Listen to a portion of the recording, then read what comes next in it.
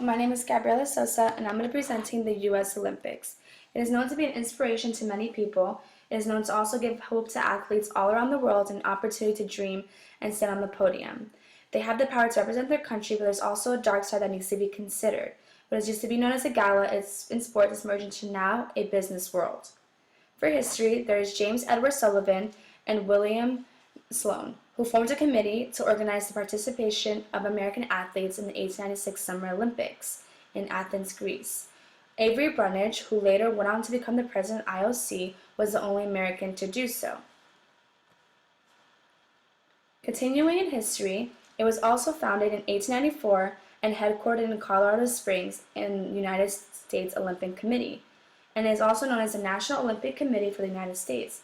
In addition, it is one of the only 4 NOCs in the world that also serves as the National Paralympic Committee for their country. Also, the U.S. SOC is responsible for supporting and entering and overseeing U.S. teams for the Olympic Games, Paralympic Games, Youth Olympic Games, Pan American Games, Parapan Games, and serves as a steward of the Olympic and Paralympic movements in the United States.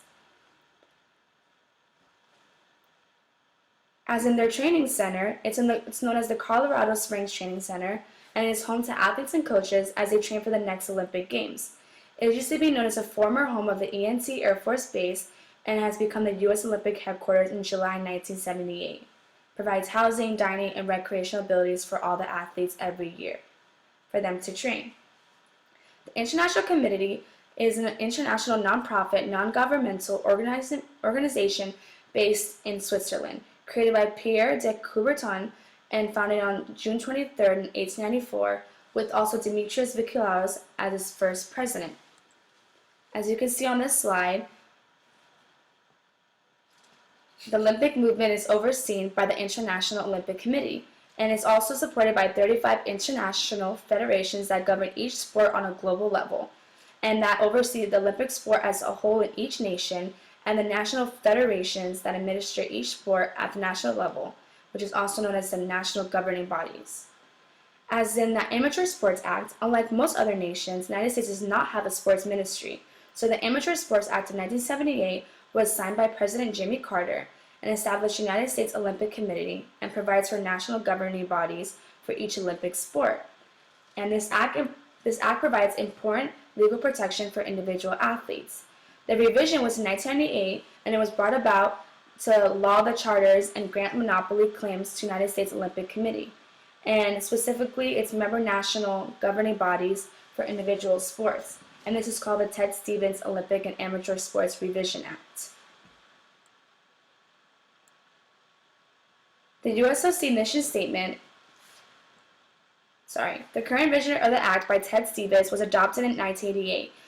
And it makes changes, for example, that amateurism is no longer a requirement for competing in most international sports, especially in the Paralympic Games, represents athletes more. The mission statement is known as to support the U.S. Olympic and Paralympic athletes in achieving sustained competitive excellence while demonstrating the values of the Olympic movement, thereby inspiring all Americans. So the USOC has 2 main responsibilities. The first is to have the resources, and the second is to ensure the resources are usually wide. For the funding base, the International Olympic Committee and the organizations with the Olympic movement are entirely privately funded. So as you can see in the chart, it manages the sale of the media rights to Olympic Games, the TOP worldwide sponsorship programs, and the IOC official supplier and licensing programs. As in the sponsors, the support from the business community is important from staging of the games and the operations of the Olympic Games. It is generated by commercial partnerships and accounts for more than 40% of the Olympic revenues. Each level of sponsorship entitles companies to different marketing rights. So every company is different as it entails. As in hosting the Olympic Games, there are 3 reasons why hosting Olympic Games is a loser's games, basically. The bidding process is hijacked by private interests.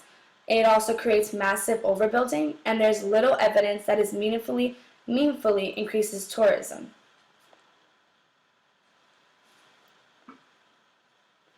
These days, the Summer Games might generate about $5 to $6 million in total revenue, which is half of which goes to the International Olympic Committee. In contrast, the cost of the Games rose to an estimated $16 billion in Athens, Greece, $14 billion in Beijing, and reportedly nearly $20 billion in London, which brings about the bidding process. Once the 17-day extravaganza is over, the city must attempt to find productive use of the dozens of venues that it has built. So these projects often cost hundreds of millions of dollars to construct, takes about 10 to 20 acres of valuable urban real estate and also people's homes, and it costs tens of millions of dollars to maintain every year. Right now, the Rio Olympics is going on, and it's known to be a mess that is 7 months away before the opening ceremony. They are racing away to build a subway station that will carry 300,000 fans, but will also cost around $247 million in federal funds. And there's also an outbreak of mosquito-borne diseases that are causing dengue fever. Continuing on, there's also a ballooning budget in the wake of a national economic crisis in Rio, Brazil. And it reports that in 2015, the cost for the Games rose about to $5.9 billion US dollars, which is 25% higher than actually planned. The disadvantages for the Olympics is that it's getting really expensive to host the Games and becomes more difficult to make any profit. Any problems can mean the organizers could lose money rather than make money, and security must be a top priority to prevent terrorism and hooligans disrupting the Games, which also involves more money. And the advantages overall is prestige from hosting the Games attracts trade and tourism.